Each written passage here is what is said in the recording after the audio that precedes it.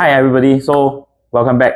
So this time, it has been a long time since I made my last video lah. So just want to let everybody know about this blockbuster launch that is going to happen this year at about September-October period.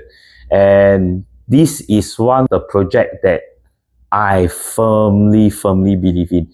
And as a friend, as a stranger, even if you don't buy, doesn't matter. But I really urge you to go take a look, because this kind of opportunity, right? Once it passes, right, you may have to wait another next 10 years later before it appear again. So you all know I have been heavily talking about it on my social media, and that is the upcoming Thomson Reserve project. So just going to touch on very simple 3 points so that everybody know what is my take. So that everybody know what is my take on this Thomson Reserve and why I rate it so highly across of the project. Some of the projects I would never recommend. So like Hudson Place, all this, that I wouldn't recommend. But it doesn't mean that it is suitable for certain people. Everybody have different tastes and needs. But I would strongly say that Thomson is one of the very rare that can fit all in one. That means no matter you're Eastie, you're Westie, you're about the Southie, Thomson is right smack in the middle. It serves everybody and it will not let everybody down. So I'm just going to touch on the first point is what is happening at the Thomson area right now. Is it really overpriced? 要看啦. Right, 你觉得 Ang Mo Kio, okay? Do you think Ang Mo Kio is a overpriced area? That means what is the kind of pricing we are looking at the resale? Okay, so if you go into database URA statistic, based on the last 5 years transaction data, do you know right now the resale average PF in district is at 1,009? So 1,009 is just a number. You might not be able to visualize. So this is where I strongly believe that why Thomson will be the next big one is because if we translate into the resale quantum, D20, which is Ang Mo Kio, Bishan, Thomson, this district in Singapore, okay, is selling at 2.1 million. 2.1 million for a resale price. Yes, of course, the older ones are bigger. Okay, and just for your info, I'm just touching on 99 leasehold. They are selling at 2.1. Okay, and then if we dive into the PSF, is about 1,009. So this is the current resale market price right now. And if we look at Ang Mo Kio, Thomson, Bishan, which one is the project that we relate to? Okay, will be at Lentor area, okay, whereby everybody has already hit 2003, 2004. But take note, the location itself of a Lentor is not exactly the same as Thomson. Because those people who knows Thomson, you will know what I'm talking about.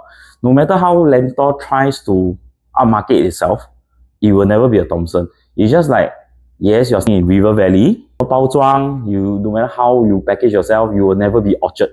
So there will be distinctive geographically. It's only maybe 1 to 2 kilometers away. Thomson district itself, this is where it gets scarier. Let's look at Jadescape. Okay, you can see over at the Jadescape, the 3 transaction. Okay, last transacted volume for 2025 to 2026. There's about 29 transacted 3 bedrooms, irregardless size. But if you look at the data, okay, I'm going to show a 3 bedroom. Okay, 2.7 million for 3 bedroom, and they are non-harmonized. Okay, I just want to tell you the real fact. So 2.7. So let's just take a look back at 2025. The median was 2.5. So in 1 year, you actually saw a 200k increment in terms of the quantum. And the very crazy part is, first, the PSF average of District 20 is 1,009. Thomson is way ahead of at 2,555. About $600 difference. Okay, then you might have the same worry that everybody have. So high, who will buy? Then let's backtrack to when Jadescape was launched. So Jadescape was launched in 2018. Bring back, okay, we backtrack. Then we look at the data then. At 2018, the average transacted PSF of District 20 only 1,004. Guess what for Jadescape? Average PSL of Jadescape is actually 1,006. So there's a $200 premium then when the new launch buyer buy it. So now moving forward, you realize that this premium gap actually didn't disappear, carries on, okay, even at 2026.